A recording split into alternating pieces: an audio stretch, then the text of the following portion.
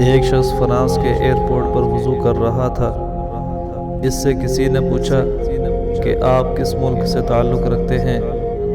اس نے کہا پاکستان سے۔ سائل نے پوچھا کہ پاکستان میں کتنے پاگل خانے ہیں؟ اس نے جواب دیا کہ مجھے تعداد کا تو پتہ نہیں، ویسے چند ایک ہی ہوں گے۔ سائل نے کہا کہ یہاں پر بہت زیادہ پاگل خانے ہیں، اور میں یہاں کے ایک پاگل خانے کے اسپتال میں ڈاکٹر ہوں۔ میری پوری عمر اس تحقیق میں گزری ہے کہ لوگ پاگل کیوں ہوتے ہیں، اور پاگل پن سے بچنے کے لیے کیا کیا احتیاطی تدابیر اختیار کرنا ضروری ہے۔ میری تحقیق کے مطابق جہاں اور بہت ساری وجوہات ہے، ایک وجہ یہ بھی ہے کہ لوگ اپنی گردن کے پچھلے حصے کو خشک رکھتے ہیں۔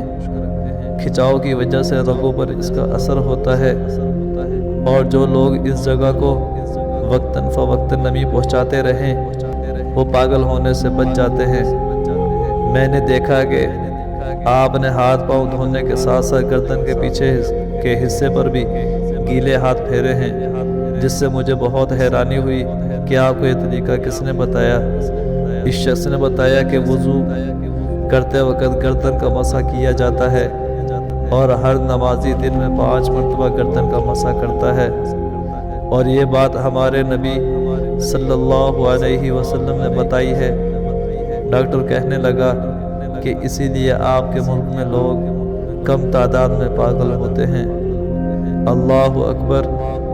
ایک ڈاکٹر کی پوری زندگی کی تحقیق نبی علیہ السلام کے بتائے ہوئے ایک چھوٹے سے عمل پر آ کر ختم ہو گئی ہے۔